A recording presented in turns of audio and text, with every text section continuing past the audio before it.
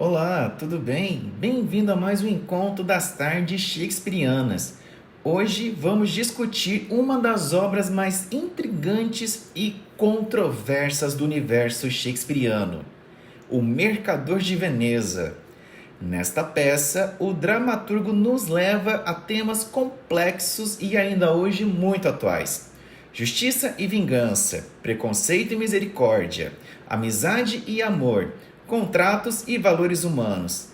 Em cena, vemos o rico mercador Antônio, o generoso e ambicioso Bassanio, a determinada Pórcia e, claro, o inesquecível Shylock, o agiota judeu, cuja figura desperta debates acalorados até hoje.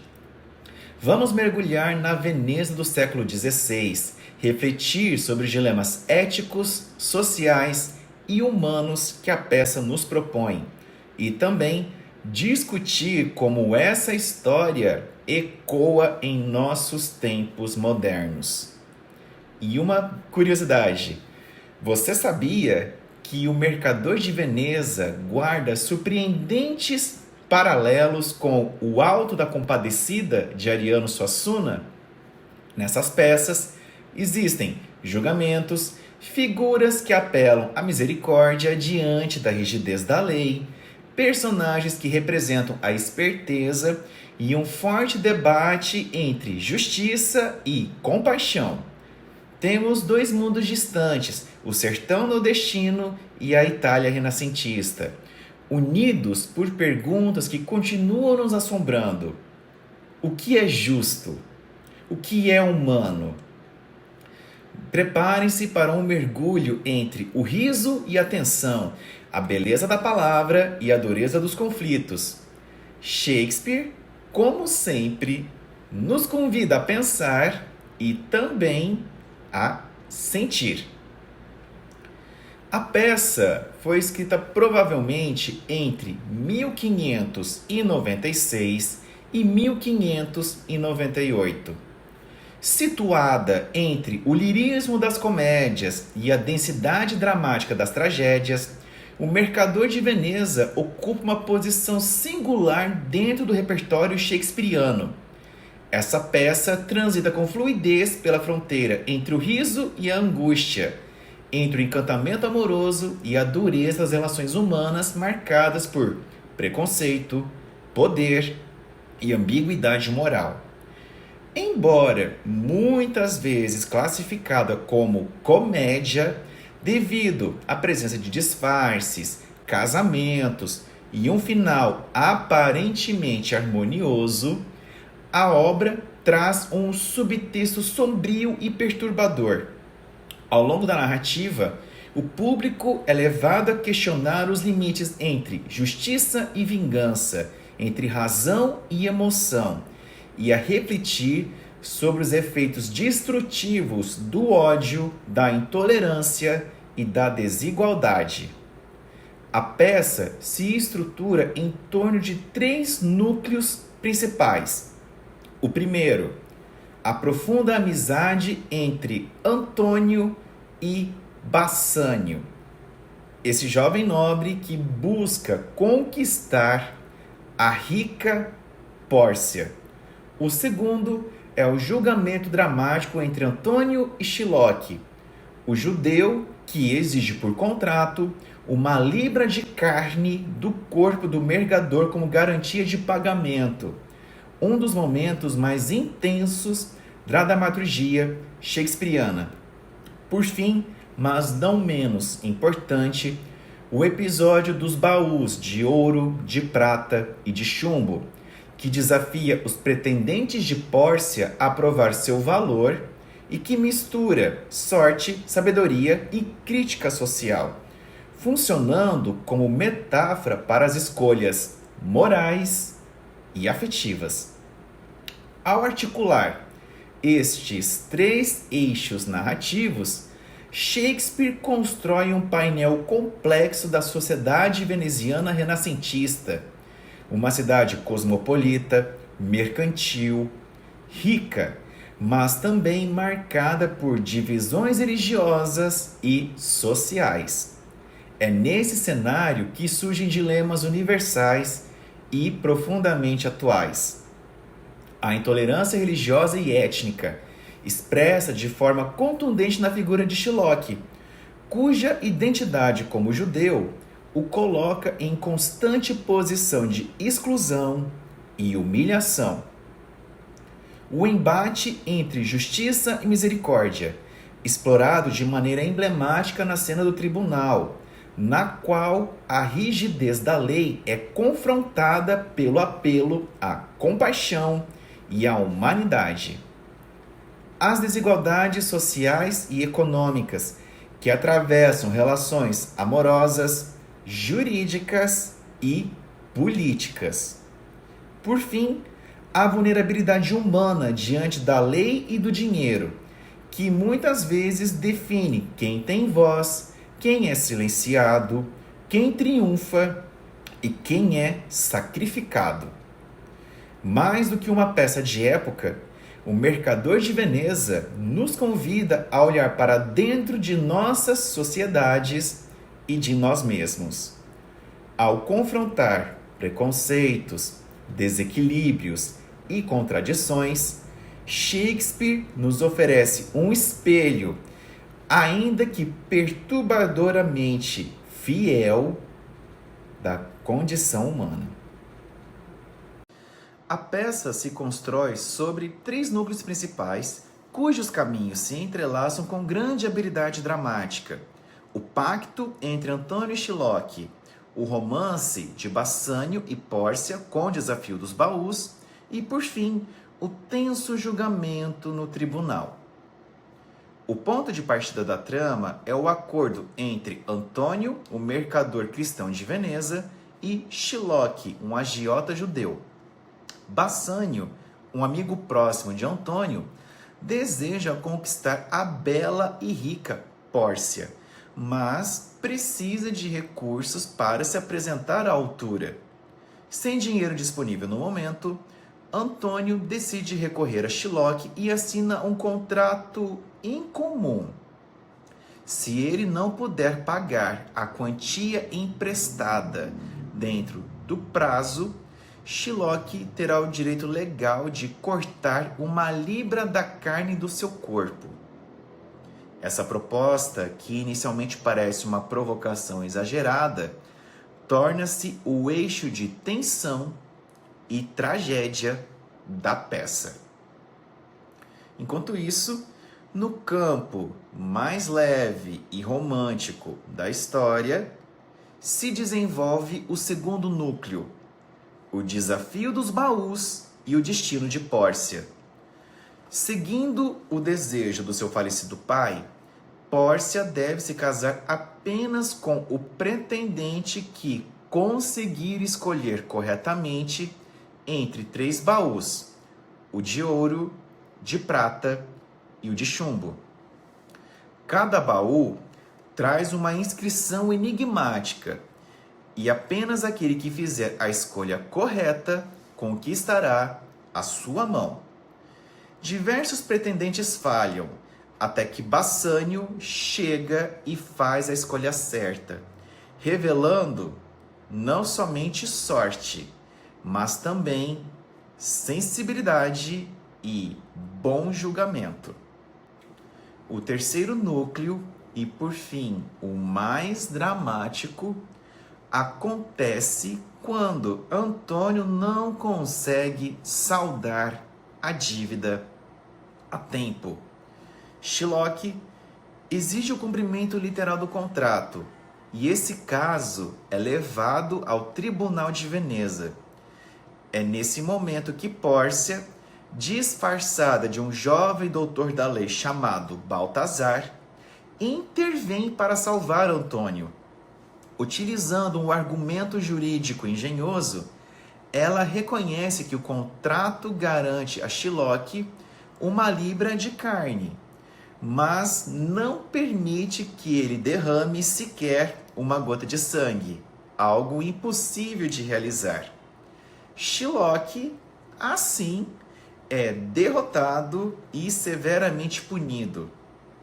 O desfecho da peça amarra essas três tramas de forma surpreendente. Os casais se reúnem, há perdão e reconciliação em alguns níveis, mas também a permanência de tensões e ambiguidades morais, especialmente em relação ao destino de Shylock, que perde seus bens e é forçado a se converter ao cristianismo. O final, embora revestido de tom cômico, deixa marcas profundas e questões abertas sobre justiça, preconceito e poder. O Mercador de Veneza é uma obra que ultrapassa os limites da comédia e da tragédia tradicionais e se impõe como um drama moral e social profundamente complexo. Shakespeare constrói um verdadeiro mosaico de tensões humanas que atravessam séculos e que continuam relevantes até hoje. Os seus personagens estão mergulhados em dilemas éticos, afetivos e sociais que nos provocam a refletir sobre o mundo que habitamos e sobre os valores que regem nossas vidas. Um dos eixos centrais da peça é o embate entre justiça e misericórdia, desenvolvido especialmente na cena do tribunal, na qual Shylock exige a execução literal de um contrato que lhe dá o direito de retirar uma libra de carne do corpo de Antônio. A lei, nesse momento, aparece como um instrumento frio, capaz de autorizar atos brutais em nome da ordem. A intervenção de Pórcia, disfarçada de Baltazar, doutor da lei, introduz a ideia de que a justiça verdadeira precisa ser temperada com misericórdia, um valor que transcende o legalismo e aponta para a humanidade como princípio ético maior. Essa tensão entre a letra da lei e o espírito da justiça continua presente nos debates jurídicos e sociais contemporâneos, especialmente quando se discute a aplicação impessoal das normas versus a escuta atenta das particularidades humanas. Um outro tema poderoso que permeia o Mercador de Veneza é o preconceito e a intolerância, representados de maneira emblemática na figura de Shylock. Um judeu situado em uma sociedade cristã é alvo constante de insultos, desprezo e violência. A sua tentativa de fazer valer os seus direitos é, ao mesmo tempo, um ato de resistência e um desejo de revanche, o que torna a sua figura ambígua. Nem herói, nem vilão, mas alguém marcado por uma trajetória de exclusão. Shakespeare não nos convida a simplesmente condenar ou absolver o Shylock, mas a entender o que há de profundamente humano em sua dor e em sua sede de reconhecimento. Essa dimensão da peça nos coloca frente a frente com o problema da alteridade, do outro que é visto como uma ameaça e do ódio que nasce da desumanização sistemática. No campo das relações afetivas, a peça aborda com sutileza e ironia o amor e a amizade, revelando tanto sua beleza quanto as suas contradições. A relação entre Bassanio e Pórcia é envolvida em uma atmosfera de idealização romântica, mas que também está vinculada à questão do dote, da aparência e do mérito.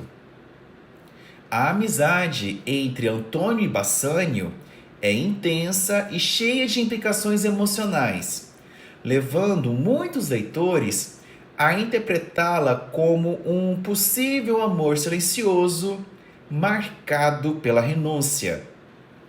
Pórcia e Nerissa, com sua inteligência e senso de humor, desafiam os papéis tradicionais atribuídos às mulheres e conduzem parte da ação com astúcia e domínio de cena.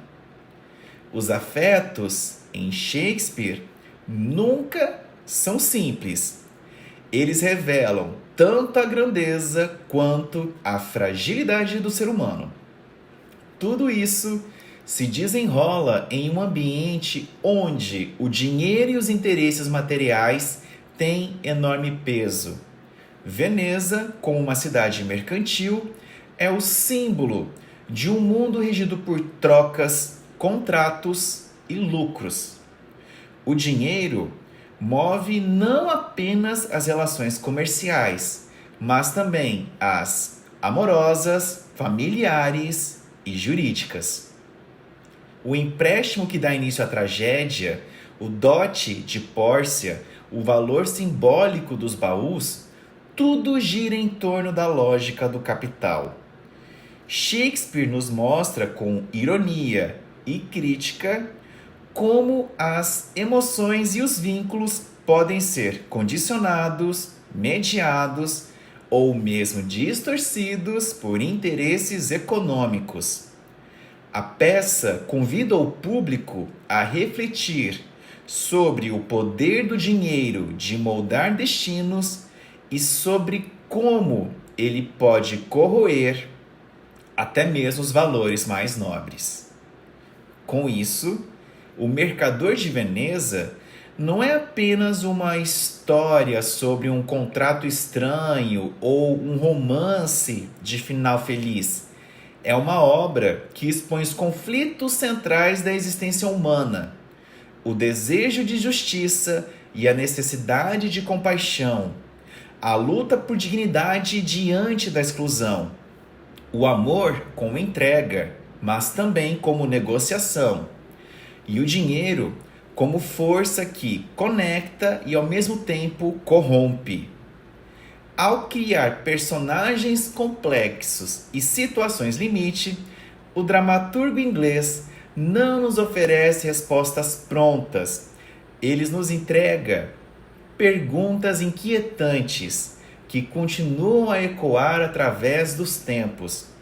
E é justamente por isso que essa peça, mais de 4 séculos depois, continua viva e necessária. Os personagens do Mercador de Veneza formam um conjunto bem complexo, e cada figura contribui para a construção dos conflitos centrais dessa obra. São personagens que vivem num mundo onde as relações humanas são atravessadas por interesses econômicos, desigualdades sociais, dilemas morais e afetos ambíguos. Vamos começar por Antônio, o mercador veneziano que empresta dinheiro sem juros e que tem fama de homem honrado e generoso. A sua melancolia inicial é misteriosa e nunca totalmente explicada. Há quem a associe ao risco iminente no mundo dos negócios, mas também há interpretações que a vinculam a um sofrimento amoroso, e especialmente pela afeição intensa que ele demonstra por Bassanio. Antônio aceita arriscar não apenas a sua fortuna, mas a própria vida, ao assinar com Shylock um contrato para ajudar o amigo. Sua figura representa a nobreza do sacrifício, mas também a intolerância disfarçada de superioridade moral, já que ele trata Shylock com desprezo mesmo ao lhe pedir ajuda. Bassanio é um jovem nobre, belo e charmoso, porém economicamente falido. O seu desejo de conquistar Pórcia mistura amor verdadeiro e interesse financeiro. Embora as suas intenções evoluam ao longo da peça, a sua jornada é marcada por escolhas que colocam à prova o equilíbrio entre afeto e ambição. É por causa de sua busca amorosa que toda ação se desencadeia. O empréstimo, o contrato com Shylock, a crise no tribunal e, finalmente, a intervenção de Pórcia. Ela é uma das personagens femininas mais notáveis da obra. Educada, rica e espirituosa, ela se vê limitada pela vontade do pai morto, que impôs a escolha dos pretendentes por meio de um enigma envolvendo 3 baús, um de ouro, um de prata e um de chumbo.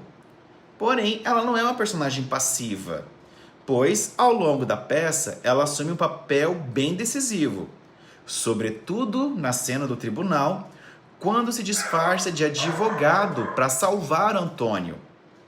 Nesse momento, ela demonstra raciocínio jurídico afiado, domínio da linguagem e senso de justiça, questionando as fronteiras do gênero em sua época. A sua atuação reforça o poder feminino em um mundo que tenta silenciá-lo. Shylock é o personagem mais complexo e polêmico. Ele é simultaneamente vítima de uma violência e agente de violência. Ele vive numa sociedade que o marginaliza e o despreza por sua religião, mas responde a isso com rigidez e sede de vingança. Quando ele enxerga em Antônio uma chance de reparação simbólica e imposição de respeito, exige dele a execução literal do contrato. Mas esse seu gesto é interpretado como desumano, e a sua punição no final da peça, que inclui a perda de bens e a conversão forçada ao cristianismo, continua sendo um dos pontos mais discutidos da obra. O Shylock personifica a dor da exclusão e a ambiguidade moral. Ele é um retrato perturbador de como o ódio pode nascer da humilhação. Jéssica, a filha de Shylock, representa o conflito entre o mundo em que nasceu e o mundo que deseja habitar. Ela foge da casa do pai, converte-se ao cristianismo e se casa com Lorenzo, um cristão veneziano. Essa decisão revela tanto a rejeição ao ambiente rígido e amargo do seu lar, quanto um desejo de liberdade e pertencimento a outro grupo social. No entanto, a sua fuga também carrega ambiguidades. Ela rouba o pai e abandona sua identidade cultural. A sua trajetória sugere que nem toda mudança de ambiente resulta em libertação plena. Ela permanece entre 2 mundos, de certo modo, porém sem pertencer completamente a nenhum deles. Nerissa, dama de companhia e confidente de Pórcia, é muito espirituosa. A sua relação com Graciano, o amigo de Bassanio, espelha a de seus patrões, e ela também se disfarça de homem para participar do tribunal. Ela reforça o papel ativo das mulheres e serve como um contraponto mais cômico a Pórcia. Lancelot Gobbo, o bobo da peça, proporciona um alívio cômico, mas também crítica social disfarçada. Com sua linguagem maliciosa e jogos de palavras, ele transita entre os 2 mundos. Ele serviu a Shylock, depois ele serve a Bassanio, e expõe preconceitos da sociedade com muita ironia e sarcasmo. A sua presença aponta para a tensão entre as classes populares e a elite dominante, ao mesmo tempo em que ele questiona, por meio do riso, a moralidade dos protagonistas. Os amigos Solânio, Salério e Salarino funcionam como narradores secundários de acontecimentos que ocorrem fora do palco, como o naufrágio dos navios, ou o sofrimento de Antônio. Eles representam o ponto de vista da elite cristã veneziana, frequentemente expressando o pensamento dominante da época com relação ao comércio, à honra e ao preconceito.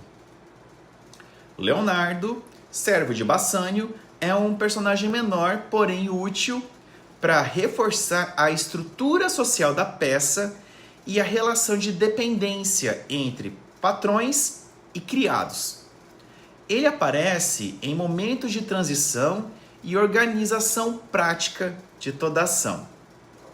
Por fim, o Duque de Veneza exerce o papel de autoridade máxima e aparece na cena do julgamento. A sua postura tenta ser neutra e equilibrada, porém, suas decisões são influenciadas pela cultura cristã dominante. Ele simboliza o sistema de justiça oficial, que se mostra limitado diante da complexidade moral dos conflitos apresentados. Essa cena é o ponto culminante da peça e reúne de uma maneira muito intensa os conflitos éticos, simbólicos e morais que Shakespeare desenvolve ao longo dessa obra. É nesse momento da peça O Mercador de Veneza que o contrato entre Shylock e Antônio chega ao seu limite. O mercador está prestes a perder a vida por não conseguir pagar a dívida. E o agiota exige com frieza e precisão o cumprimento literal da cláusula, uma libra de carne retirada do corpo de Antônio. O tribunal se torna um palco de um embate entre a rigidez da lei e o apelo à misericórdia, entre a justiça formal e a justiça moral. Pórcia, disfarçada de Baltazar, um jovem doutor da lei, marca uma virada dramática e simbólica. Essa troca de identidade é muito mais do que um recurso cômico ou teatral. Ela permite que a mulher, excluída formalmente dos espaços de poder, entre no domínio da lei e conduza o destino dos personagens com sabedoria, inteligência e domínio de linguagem. É nesse momento que surge o famoso discurso sobre a misericórdia, em que ela argumenta que a compaixão é uma qualidade divina superior à justiça estrita.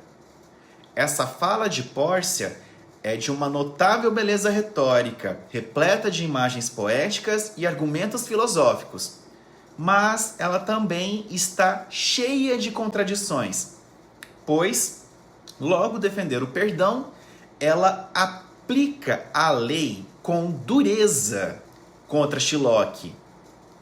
Ele, que parecia ter o controle de tudo, é surpreendido por uma interpretação minuciosa do contrato.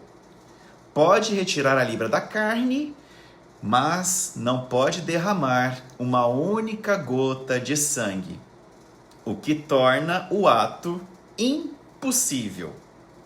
Derrotado, ele ainda é punido com a perda de seus bens e, de forma mais cruel, com a obrigação de se converter ao cristianismo. Esse momento representa a sua aniquilação social e simbólica. Ele não perde apenas riqueza e poder, mas também a sua identidade religiosa e cultural. A vingança que buscava se volta contra ele, e a justiça que ele desejava vira sua condenação. Essa é uma cena que provoca bastante desconforto e debate. O Shylock é um vilão punido ou vítima de um sistema intolerante? A Nerissa, também disfarçada de oficial da lei, acompanha Pórcia e participa do desfecho dessa cena, consolidando a crítica de Shakespeare aos papéis de gênero e a exclusão das mulheres dos espaços de decisão. Ao lado de Pórcia, ela reforça a presença feminina no momento mais tenso da peça, agindo com inteligência e humor ao preparar a pegadinha dos anéis, que mais tarde será revelada. Lancelot Gobbo não está diretamente envolvido na cena do tribunal, mas a sua ausência é significativa. O bobo, que oferece alívio cômico ao longo da peça, é excluído do espaço da lei e da alta moral, mostrando como o sistema jurídico é reservado aos que têm poder, posição ou formação. A sua figura, que transita livremente entre patrões e servos, entre judeus e cristãos, representa um tipo de sabedoria popular que, naquele momento, não encontra, muito menos tem, um lugar. Solano, Salério e Salarino estão presentes como testemunhas e defensores da moral cristã. Eles reforçam o tom de solidariedade ao protagonista, no caso o Antônio, e desprezo por Shylock, funcionando como uma espécie de coro que expressa a visão dominante da sociedade veneziana com todos os seus preconceitos e convicções. Leonardo não tem papel relevante nesse momento, porém a sua figura ajuda a compor um ambiente de tensão, reforçando a hierarquia social e os laços de fidelidade entre patrões e criados. O Duque de Veneza, presidente do julgamento, tenta manter uma postura imparcial, mas a sua atitude revela os limites de um sistema judicial que já parte de uma estrutura desigual. A sua intervenção final, ao aplicar a pena contra Shylock, é muito mais política do que neutra.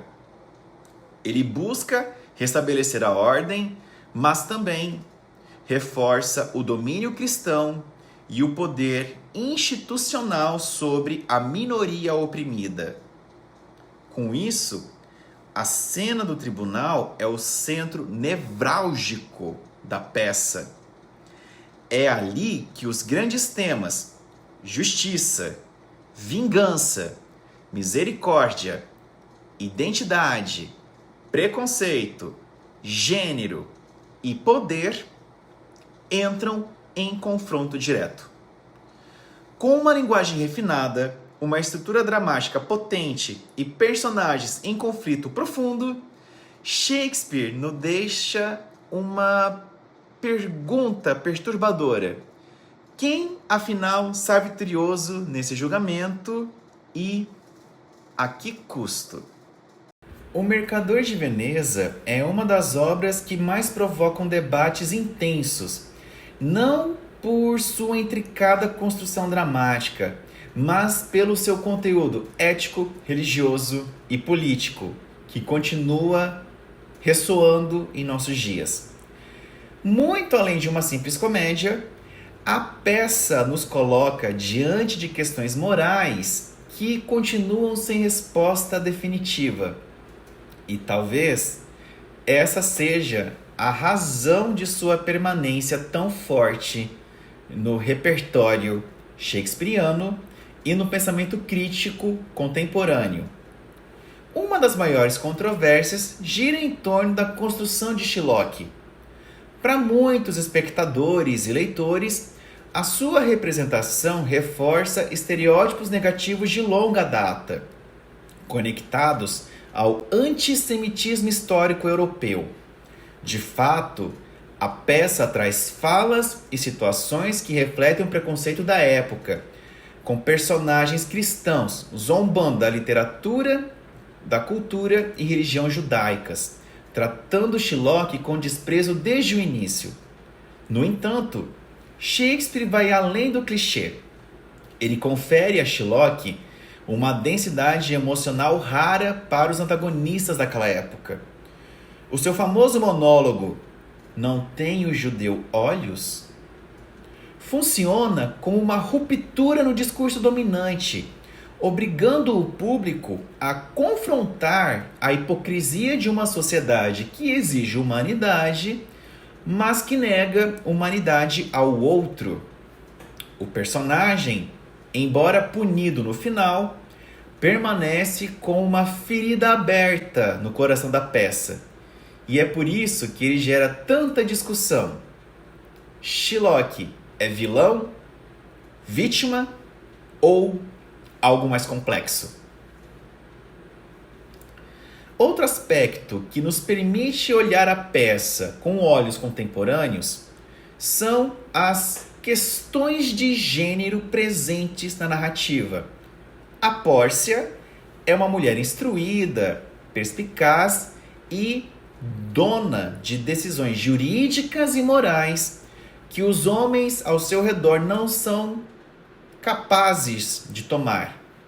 A sua atuação no tribunal é brilhante e decisiva, se colocando em um papel de autoridade raramente dado às personagens femininas da literatura da época. No entanto, ao final da peça, há uma retomada das convenções patriarcais.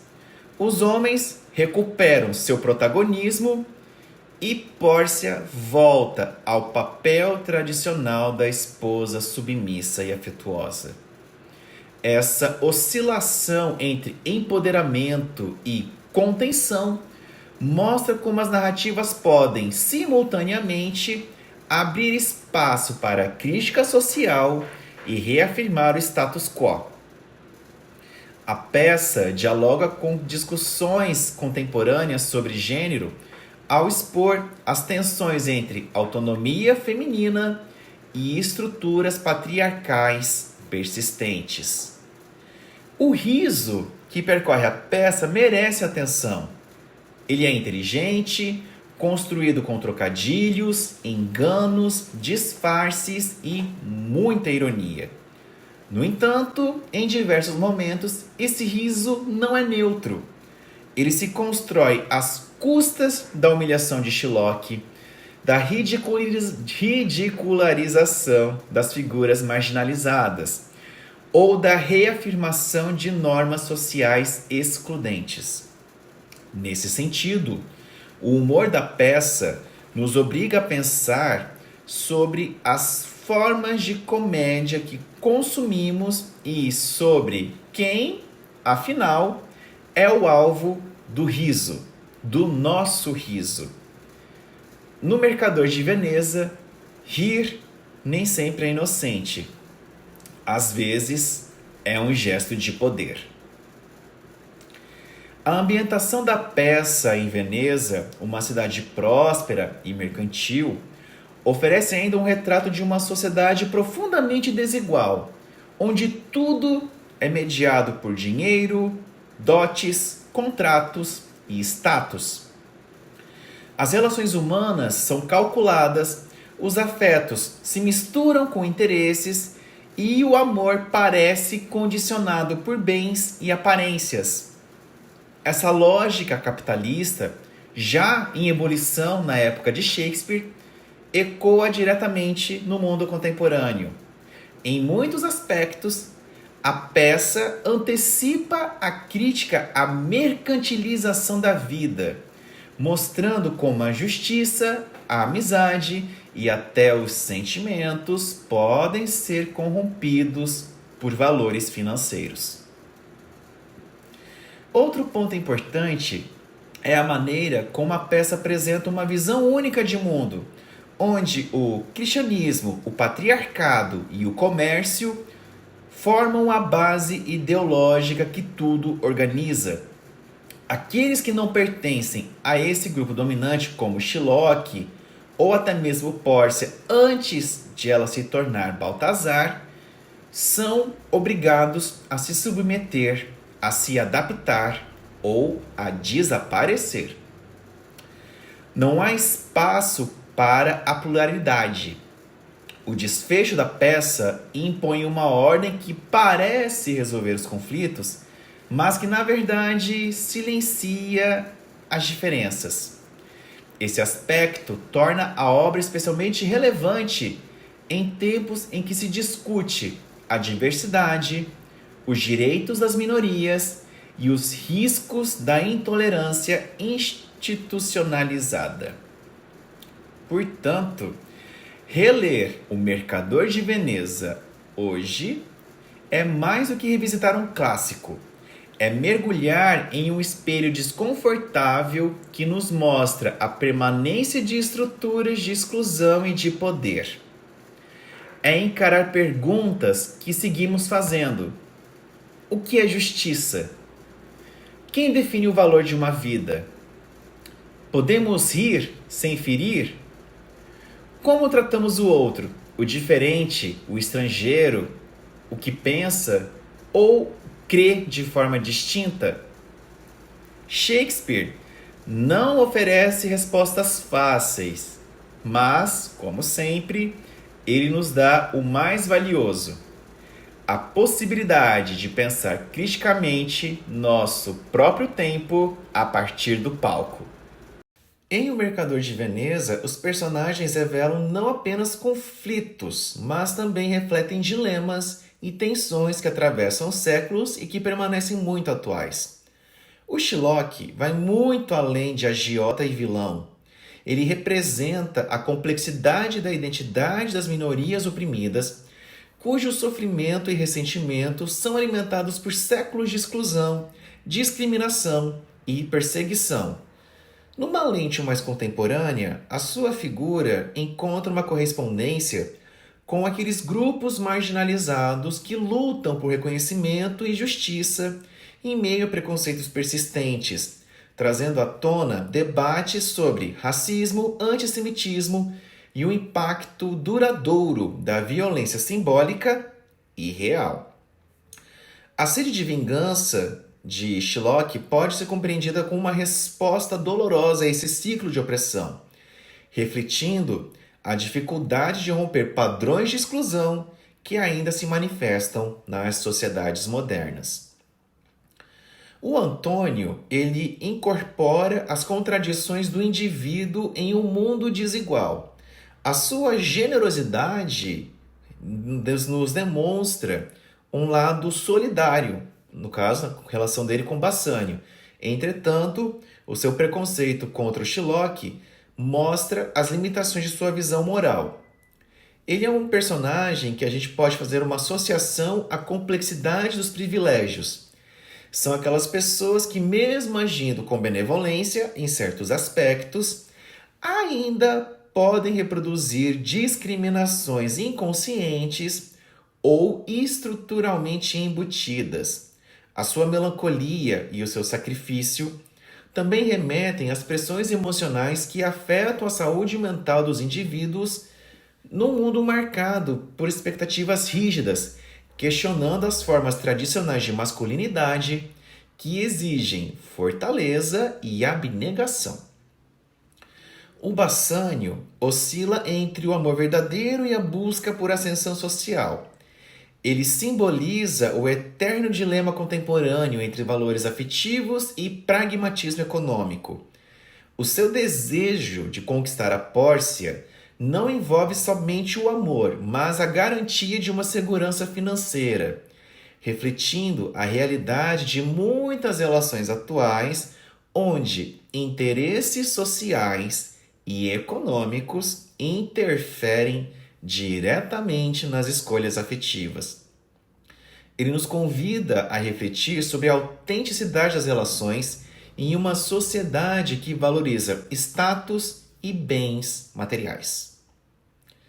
A Pórcia representa uma mulher à frente do seu tempo, cuja inteligência e capacidade de ação vão contrastar com as limitações impostas por um patriarcado velado e ainda muito presente. Na contemporaneidade, ela seria vista como símbolo das mulheres que conquistam espaços de poder e influência, mas que precisam constantemente negociar suas posições em um sistema que muitas vezes exige disfarces, subterfúgios e estratégias para que suas vozes sejam ouvidas. A sua atuação na cena do tribunal revela a complexidade da figura feminina, ou melhor, da sua inserção em contextos nos quais a autoridade formal é masculina, mostrando a sutileza das formas de resistência e de subversão dentro das estruturas tradicionais. A Nerissa é um exemplo dessa subversão silenciosa que muitas mulheres exercem ao atuar nos bastidores do poder. Ela representa a inteligência emocional e a solidariedade feminina como ferramentas para desconstruir sistemas opressivos. Numa lente mais contemporânea, a Nerissa encarna aquelas mulheres que, mesmo fora dos holofotes, são fundamentais, são agentes de transformação social, utilizando astúcia e apoio mútuo para desafiar normas e conquistar mudanças. A Jéssica, filha de Shylock, vai representar os conflitos profundos de uma identidade periférica e de ruptura cultural. A sua fuga e conversão não são apenas escolhas pessoais, mas atos carregados de significado simbólico sobre a assimilação forçada, o silenciamento e a perda de pertencimento que tantas pessoas enfrentam ao tentar escapar de ambientes opressivos. Em nossos dias, a Jéssica representa aqueles que, por razões diversas, precisam abandonar suas raízes ou identidades originais, enfrentando o dilema entre manter sua cultura ou adaptar-se a um novo meio que, muitas vezes, não acolhe suas diferenças, sofrendo uma exclusão dupla. O Lourenço representa a face do poder da normalização cultural por meio do amor e da assimilação. Ele é o processo pelo qual o afeto pode servir tanto para aproximação como para apagamento de diferenças culturais, destacando as tensões inerentes ao multiculturalismo e a convivência entre grupos distintos. Na nossa sociedade, o Lourenço é aquela figura que representa o desafio de respeitar a diversidade, enquanto, simultaneamente, pressiona pela conformidade a padrões dominantes, refletindo o paradoxo entre inclusão e uniformização. Cada um desses personagens, em suas singularidades e relações, espelha dilemas éticos, sociais e identitários que permanecem intensos no mundo contemporâneo. Essa obra de Shakespeare continua viva, instigando debates sobre justiça, preconceito, poder, identidade e pertencimento. Revisitá-la nos ajuda a compreender que as lutas humanas por reconhecimento, igualdade e humanidade são atemporais e universais, ressoando fortemente na complexidade do nosso tempo. Lancelot Gobbo, esse servo trapalhão, pode ser visto como símbolo das classes trabalhadoras marginalizadas, as quais, apesar de essenciais para o funcionamento da sociedade, enfrentam a invisibilidade, a precariedade e limitações sociais. O seu humor e desajeito também representam a resistência através da sátira, uma forma popular de questionar as hierarquias e o abuso de poder. Em nossos dias, o Lancelot seria a voz dos trabalhadores que, mesmo sofrendo exploração, encontram maneira de se expressar e resistir à opressão, muitas vezes sendo subestimados pelo sistema. O velho Gobbo remete às questões do envelhecimento e da marginalização dos idosos no mundo moderno. Em uma sociedade que realça a juventude e a produtividade, ele personifica os desafios da invisibilidade social, do abandono familiar e da falta de políticas públicas efetivas para os mais velhos. Sua fragilidade e esquecimento simbolizam a urgência de repensar o respeito e o cuidado com a terceira idade, combatendo o etarismo, preconceito contra essas pessoas idosas, ainda presente hoje.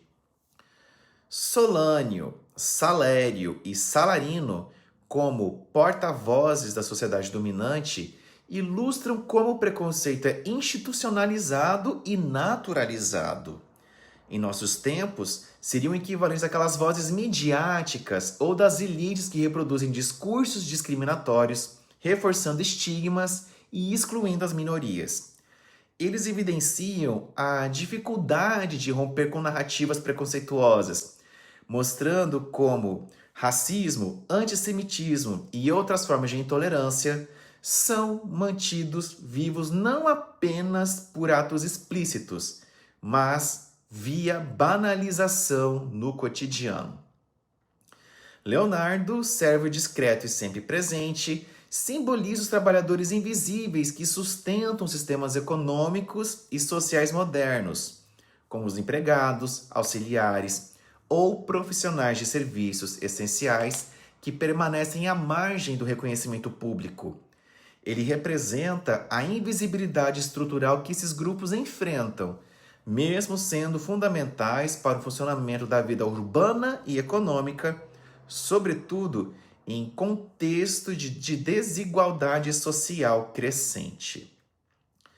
O Duque de Veneza personifica a autoridade política e judicial que muitas vezes é conivente com desigualdades e injustiças. Na contemporaneidade, ele seria visto como parte do sistema de poder que se apresenta como neutro e justo, mas que frequentemente mantém privilégios e marginaliza os grupos vulneráveis. A sua figura traz à tona debates atuais sobre a imparcialidade do judiciário, a influência da política na justiça e a luta por um sistema mais equitativo e transparente. Tubal, como representante da comunidade judaica, reflete a experiência da solidariedade e do silêncio coletivo das minorias diante da opressão. Numa perspectiva mais contemporânea, o Tubal pode ser visto como símbolo daqueles grupos que lutam para manter a sua identidade cultural e resistir ao preconceito, muitas vezes silenciados ou subrepresentados na mídia e na política. Ele lembra a importância de dar voz a essas comunidades e de reconhecer suas histórias para combater o racismo e a exclusão. O Príncipe de Marrocos é um personagem que, nos nossos dias, iria simbolizar a luta contra o racismo estrutural e a busca por reconhecimento em sociedades marcadas por desigualdades raciais. A sua dignidade e orgulho diante dos obstáculos raciais refletem a resistência de pessoas negras que desafiam estereótipos e a exclusão. O príncipe também levanta questões sobre a representatividade, a interseccionalidade e a necessidade de desconstrução dos preconceitos enraizados. O Príncipe de Aragão seria hoje um exemplo das ilusões da meritocracia e do privilégio social. A sua vaidade e arrogância representam aqueles que acreditam que posição social, origem ou status garantem sucesso e direito, ignorando as desigualdades estruturais que favorecem alguns em detrimento de outros. A sua rejeição no enredo funciona como crítica à superficialidade e à falta de autoconhecimento presentes em discursos meritocráticos que não consideram as barreiras sociais reais. Com isso, esses personagens secundários formam um espelho das dinâmicas sociais ainda presentes. Eles evidenciam problemas como o racismo, etarismo, exclusão econômica e social, o preconceito institucionalizado e as formas de contradições do sistema de justiça e do poder. Revisitá-los sob uma lente contemporânea nos ajuda a entender que as questões levantadas por Shakespeare não são meras relíquias do passado, mas desafios ainda urgentes e essenciais para a construção de uma sociedade mais justa, plural e humana. O Mercador de Veneza é uma das obras mais fascinantes do cânone shakespeariano, que atravessa os séculos com vigor e provoca debates intensos sobre questões fundamentais da condição humana. Situada na interseção entre comédia e tragédia, O Mercador de Veneza explora dilemas éticos e históricos que permanecem atuais de forma bastante consistente.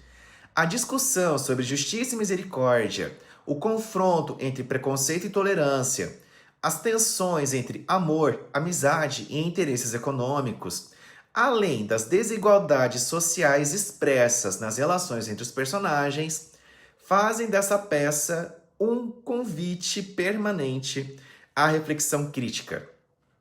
Tal riqueza temática impede que o Mercador seja reduzida a uma única leitura, pois a sua estrutura é marcada por ambiguidades e contradições que desafiam interpretações simplistas. A obra expõe a rigidez de uma sociedade hierárquica em que a lei, a moral e a religião se cruzam, muitas vezes exacerbando os conflitos e alimentando injustiças. Tal hierarquia não apenas define as relações entre os personagens, como também espelha as dinâmicas de poder que atravessam diferentes contextos históricos e culturais, especialmente aqueles em que a exclusão e a intolerância são institucionalizadas. O Mercador de Veneza tensiona a noção de justiça como valor absoluto. O embate entre Shylock e Antônio evidencia como a aplicação da lei pode ser manipulada para garantir os privilégios dos mais fortes, relegando os mais vulneráveis à margem do sistema, como as minorias religiosas e étnicas. A dramaticidade das situações e a ambivalência moral dos personagens revelam que a justiça humana é falha, está sujeita à parcialidade e que a misericórdia, muitas vezes evocada como valor cristão, raramente se concretiza nas práticas institucionais. Mais do que um clássico literário, O Mercador de Veneza é uma obra profundamente provocadora. O seu texto desafia o leitor e o espectador a reavaliar os próprios preconceitos, expondo como estruturas de poder se reproduzem por meio de discursos jurídicos, religiosos e afetivos. Ao colocar em cena personagens movidos por orgulho, ódio, desejo e racionalidade econômica, Shakespeare nos convida a pensar sobre o que sustenta nossas ideias de justiça e sobre quem de fato se beneficia da sua aplicação. O alcance crítico da peça se amplia quando colocada em diálogo com O Alto da Compadecida, de Ariano Suassuna, uma obra-prima do teatro popular brasileiro que, embora nascida em outro tempo, em outra cultura e com outra linguagem, compartilha com Shakespeare a investigação aguda sobre as relações entre poder, justiça e desigualdade. Na peça O Alto da Compadecida, o cenário do sertão nordestino se impõe como espaço de sobrevivência e resistência, em que personagens como João Grilo e Chicó enfrentam com muita astúcia e humor uma estrutura social marcada pela exploração e pelo desprezo às classes populares. Tal como Shylock, esses personagens estão submetidos a uma ordem injusta, mas desenvolvem estratégias narrativas e performativas para subvertê-la. Essas duas obras vão eleger o julgamento como o clímax dramático. No Mercador de Veneza, é Pórcia, disfarçada de juiz, quem utiliza a retórica jurídica para reverter o jogo e salvar Antônio da sentença implacável de Shylock.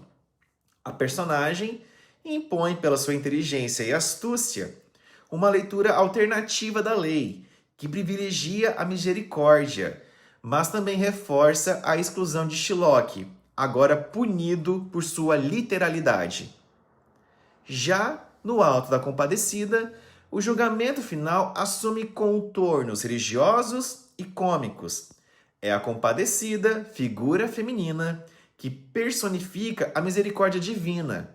É ela quem intercede em favor dos pobres e oprimidos, promovendo uma justiça que não se limita à letra da lei, mas se ancora na ética do perdão. O humor nessas duas obras vai operar como uma crítica e como uma estratégia de resistência. No texto de Shakespeare, ele revela as hipocrisias da sociedade veneziana, contrapondo a rigidez do contrato à fluidez dos afetos e interesses. No texto de Suassuna, o riso nasce da precariedade, da esperteza diante da opressão, da religiosidade popular que reconfigura o sagrado como espaço de luta e sobrevivência. João Grilo, com sua sagacidade linguística, personifica o homem comum, que, sem acesso aos instrumentos oficiais de poder, manipula as brechas do sistema para sobreviver e desafiar a autoridade. Um outro ponto de convergência entre essas duas obras é o papel simbólico dos contratos e das promessas. No Mercador de Veneza, o contrato entre Shylock e Antônio, que exige uma libra de carne como garantia, funciona como uma alegoria de uma justiça desumanizada, impiedosa, que transforma o corpo em moeda. Em Alto da Compadecida, a famosa tira de couro acordada entre Chicó e o Major remete a uma promessa igualmente arbitrária, cuja literalidade pode ter desfechos trágicos. Nesses dois casos, é a astúcia e não a força que permite reverter a lógica do contrato, mostrando a fragilidade das normas quando confrontadas com a própria inteligência. As figuras femininas também acabam exercendo um papel central na resolução dos conflitos. Pórcia e a Compadecida não apenas interrompem o ciclo de violência ou de punição, mas redefinem as regras do jogo. São mulheres que, inseridas em contextos marcadamente patriarcais, conseguem subverter suas posições e interferir no curso da justiça. As suas ações, embora distintas, partem de um saber que combina razão, empatia e linguagem, características que escapam às fórmulas jurídicas masculinas e que permitem restaurar, mesmo que de forma momentânea, o equilíbrio social. A interlocução entre essas duas obras evidencia como a literatura é capaz de pensar o universal a partir do particular, de criar pontes entre o trágico e o cômico, o canônico e o popular, o europeu e o sertanejo. Shakespeare e Suassuna, cada um à sua maneira, constroem peças que atravessam seu tempo por abordarem tensões fundamentais da vida em sociedade. As duas obras, O Mercador de Veneza e O Alto da Compadecida, denunciam sistemas opressores, valorizam a sabedoria popular e nos convidam a refletir sobre os limites da lei e as possibilidades da compaixão. O Mercador de Veneza, em especial, resiste ao envelhecimento porque se renova a cada leitura e encenação. A sua dramaturgia densa, ambígua e incômoda expõe os nós morais que estruturam as sociedades, questionando aquilo que tomamos como certo: justiça, honra, culpa e redenção. Seus personagens não são tipos fixos, mas sujeitos contraditórios que externalizam as complexidades da existência humana. Por isso, O Mercador de Veneza continua a reverberar com força, não como documento histórico, mas como espelho crítico do presente. A vitalidade dessa peça reside, em grande medida, na sua abertura estrutural e temática à interpretação, à ressignificação histórica e à escuta sensível de seus múltiplos sentidos. Trata-se, pessoal, de uma obra que não apenas resiste ao esvaziamento semântico promovido pelas leituras unívocas, como também desafia de forma muito ativa os leitores e espectadores a confrontarem suas próprias certezas éticas, afetivas e jurídicas. A complexidade da sua construção dramatúrgica, alicerçada em ambiguidades, tensões morais e relações assimétricas de poder, faz com que O Mercador de Veneza permaneça extraordinariamente atual. Ao trazer temas como justiça e vingança, tolerância e intolerância, compaixão e rigidez legal, William Shakespeare antecipa discussões que ainda atravessam o tecido social contemporâneo, expondo as fragilidades das instituições e os abismos produzidos por sistemas normativos excludentes. É precisamente nessa recusa a fornecer respostas definitivas que a peça afirma sua grandeza. Não há soluções fáceis, personagens totalmente virtuosos ou totalmente vis, tampouco uma visão unívoca sobre o que é justo. Esse texto opera como dispositivo dialógico, convocando seus interlocutores a pensar criticamente sobre os limites da justiça humana, sobre os efeitos da alteridade radicalizada e sobre os papéis das leis na manutenção ou na desconstrução de desigualdades. Essa abertura que se atualiza a cada nova leitura, encenação ou contexto histórico, inscreve O Mercador de Veneza no campo das obras literárias que não apenas retratam a condição humana, mas interrogam, tensionam e desestabilizam. Shakespeare, nesse sentido, não apenas escreve uma peça situada na Veneza renascentista, ele traz um espelho crítico das sociedades de qualquer tempo, iluminando com lucidez e contundência os impasses éticos que nos atravessam. O Mercador de Veneza não encerra em si mesmo. Ele permanece como um organismo vivo, ambíguo, provocador, resistente à obsolescência, que desafia gerações a relerem a justiça para além da letra fria da lei e a reconhecerem a dimensão política e afetiva dos julgamentos que proferimos. Porque a verdadeira literatura não se esgota. Ela resiste, respira, transforma e mesmo quando o mundo insiste em não ouvir, continua a dizer o que precisa ser dito.